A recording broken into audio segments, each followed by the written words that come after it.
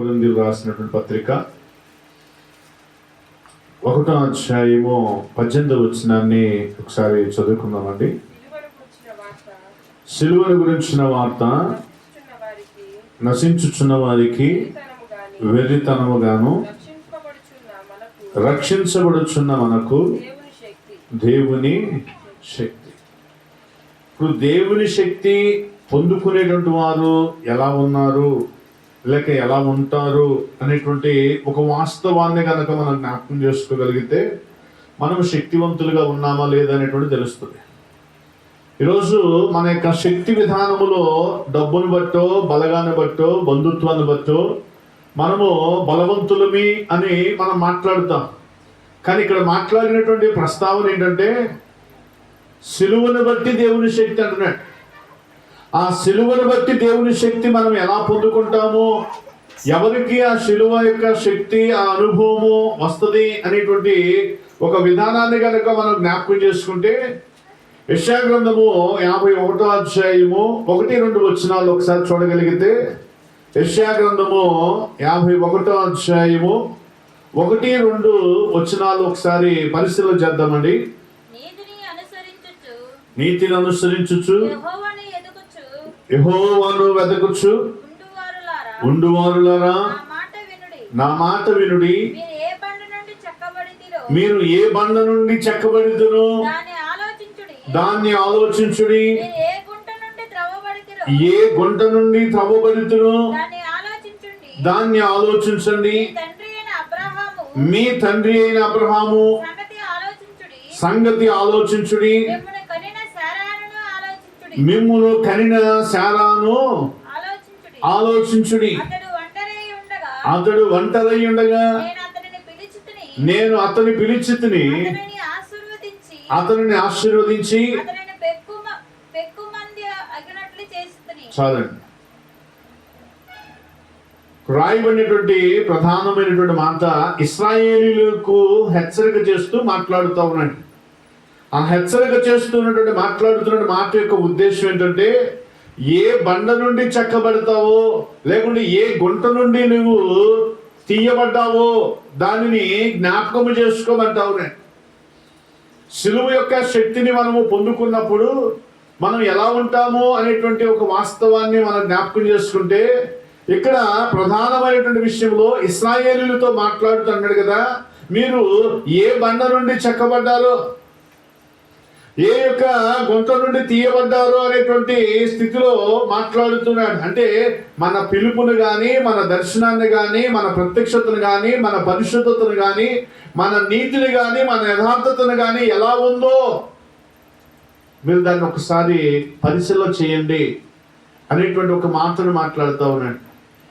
అందుకని అక్కడ ఉన్నటువంటి వాళ్ళతో, అదిగో మీ పితరుడైనటువంటి అబ్రహాము ఎలా ఉన్నాడో, లేకుంటే ఆయన ఒంటరిగా ఉన్నప్పుడు, ఎవరు ఆధారం లేనప్పుడు ఆయన ఎలా ఉన్నాడో, పిల్లలు కననప్పుడు శారా ఎంత ఇబ్బందిలో ఉందో ఆమెను ఎలాగ ధైర్యపరిచి ఆ కుటుంబానికి ఆధారముగా నేనున్నాను, నన్ను మీరు జ్ఞాపకం చేసుకోండి అని ఇశ్రాయేలీయులతో దేవుడు మాట్లాడుతున్నటువంటి సందర్భం అండి అది.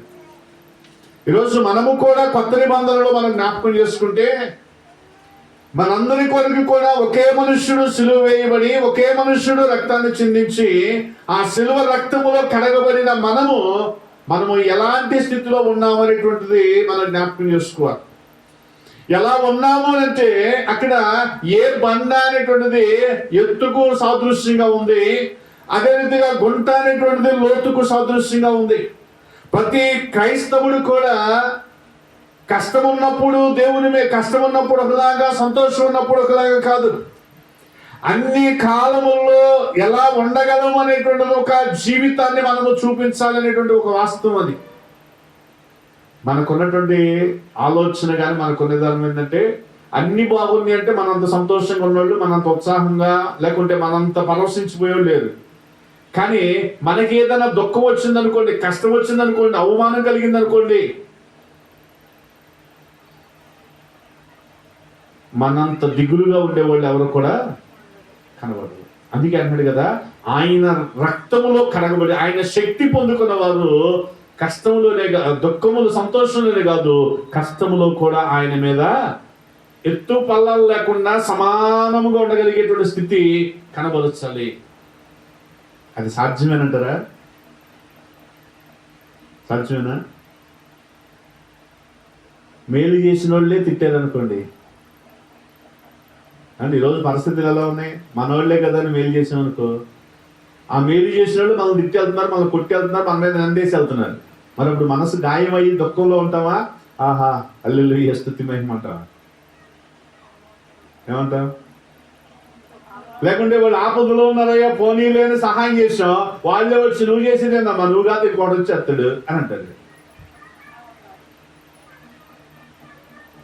మరి అప్పుడు గాయం అవుతుందా? గుంటలో పడిపోతావా? అయ్యో నేను అనవసరంగా చేశాను, నేను బుద్ధి లేక చేశాను, అనవసరంగా నేను చేశాను అని బాధపడతావా? లేకపోతే ప్రభువా నీ చిత్తమయ్యా అని వదిలేస్తావా? ఇక్కడ చెప్పాల్సిందంటే ఇప్పుడు బాధపడ్డావంటే గుంటలో పడ్డావు. గుంటలో పడిన తర్వాత ఇక మనం ఎన్ని అనుకున్నా కానీ తర్వాత చేసేది ఏం లేదు. కానీ అక్కడ రాయబడినటువంటి మాటలు ఆయన యొక్క ఎత్తు పల్లాల గురించి రాస్తూ ఉన్నాడు. ఆ ఎత్తు పల్లాల యొక్క విధానాన్ని కనుక మనం జ్ఞాపకం చేసుకోగలిగితే దాని యొక్క ప్రాముఖ్యతను మనము చూడగలిగే వారిగా ఉంటాం. ఈరోజు ప్రియమైన దేవుని వలన ఆ ఎత్తు పల్లాల యొక్క ప్రాముఖ్యతను మనము గమనించాలంటే దేవుని యొక్క ప్రేమ యొక్క విధానాన్ని కూడా మనం చూడగలుగుతాం. దేవుని యొక్క ప్రేమ విధానాన్ని కూడా చూడగలుగుతాం. అందుకనే జ్ఞాని అయిన సొలొమోను ప్రార్థన చేస్తాడండి. ఆయన ప్రార్థన నేను బైబిల్ నేర్చుకున్నప్పుడు ఆ ప్రార్థన నేను బట్టేవాడిని. ప్రభువా ఈ ప్రార్థన నా జీవితంలో నెరవేరాలయ్యా, ఈ ప్రార్థన నా జీవితంలో నేను కనులారా చూడాలి అనే ఆ ప్రార్థనను ప్రతి డైలీ కూడా దాన్ని చదువుతూ ఉండేవాడు. ఎందుకంటే ఇప్పుడులాగా ప్రార్థన చేసే అనుభవం అప్పుడు లేదు కాబట్టి, ఇంతకుముందు పుస్తకాలు చదివేటప్పుడు పుస్తకాల్లో చివరి పేపర్లో ప్రార్థన ఎలా చేయాలో ఉండేది.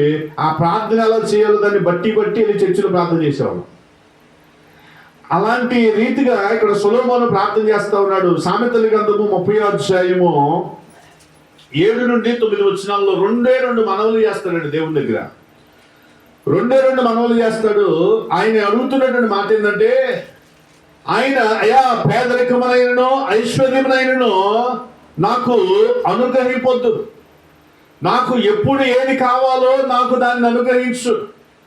ఒకవేళ ఐశ్వర్యం ఇస్తే నేను కడుపు నిండిన వాడినే యెహోవా ఎవడనంటారేమో, ఒకవేళ ఆకలితో అలమటిస్తే దేవుడిని దూషించి అవమానపరుస్తానేమో, నాకు ఆకలికి అలమటించేలాగా చేయొద్దు, కడుపు నిండి ఎక్కువయ్యేలాగా నాకు చేయొద్దు, నాకు తగినంత నాకు అనుగ్రహించు అని సొలొమోను ఆనాడు ఆ కీర్తన రాసినటువంటి ప్రార్థన అండి.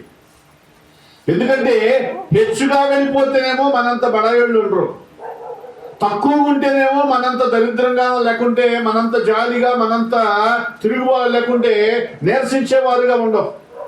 ఈరోజు అందుకనే సొలొమోను ప్రార్థన చేస్తా ఉన్నాడు కదా, అయ్యా నేను ఈ స్థితిలో నేను ఉండాలి, నన్ను ఈ స్థితిలో ఉంచు, నన్ను ఎక్కువ ఉంచొద్దు, తక్కువ ఉంచొద్దు, నేను ఎలా ఉండాలనుకుంటున్నానో అలాగా నాకు దాన్ని నియమించేలాగా బ్రతికేలాగా నాకు సహాయం చేయి,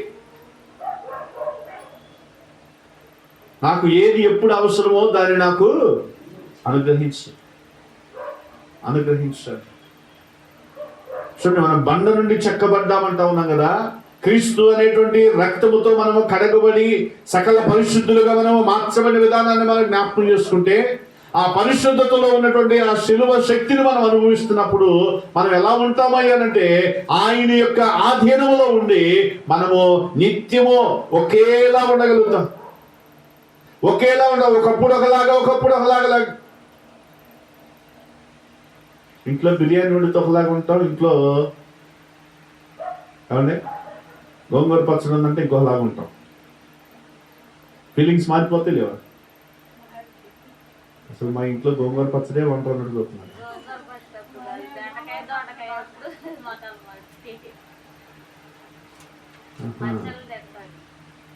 అలాగా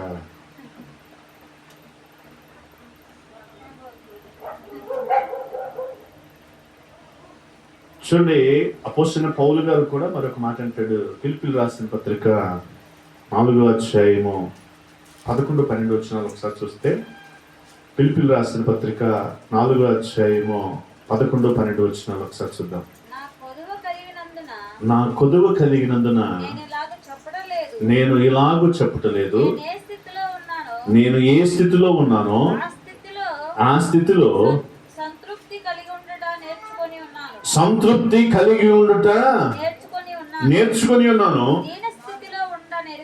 దీన స్థితిలో ఉండనెరుగుదును, సంపన్న స్థితిలో ఉండనెరుగుదును. ప్రతి విషయములోను అన్ని కార్యములోను కడుపు నిండి ఉండుటకును, ఆకలి కలిగి ఉండుటకును, సమృద్ధి కలిగి ఉండుటకును, లేమిలో ఉండుటకును నేర్చుకొని. ఏమంటే కష్టం కలిగితే ఒకలా కాదు, లేకుంటే సంతోషం వస్తే ఒకలా కాదు. పౌలు గారు అంటున్నాడు కదా, నాకు దీన స్థితిలో ఉన్నానని నేను చెప్పట్లా, లేకుంటే నేను పేదరికంలో ఉన్నాను నేను చెప్పట్లా, లేకుంటే నేనేదో కష్టంలో ఉన్నాను నేను చెప్పట్లా. నేను సంపన్న స్థితిలో ఉండనెరిగితిని, దీన స్థితిలో ఉండనెరిగితిని.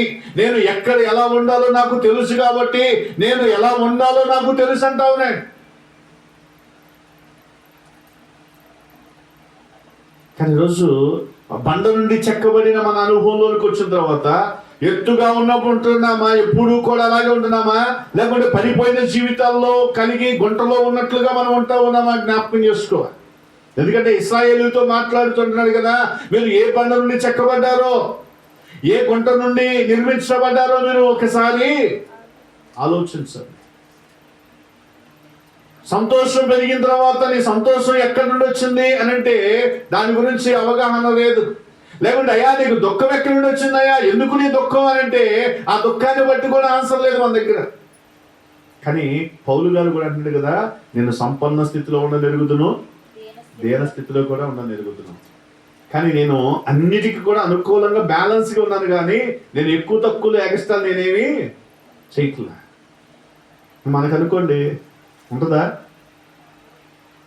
మార్పు కనబడిద్దా? మన దగ్గర పుష్కలంగా బొట్టువాడు వచ్చినప్పుడు మన మొఖాలు అట్టుంటే, డోక్రాలో లోన్ వస్తే ఎలా ఉండేది? లేకపోతే నెలవారీ జీతం రానంటే నెలవారీ జీతం వచ్చిందనుకో, ఆగిపోయి 6 నెలల జీతం బ్యాంకులో పడింది అనుకో,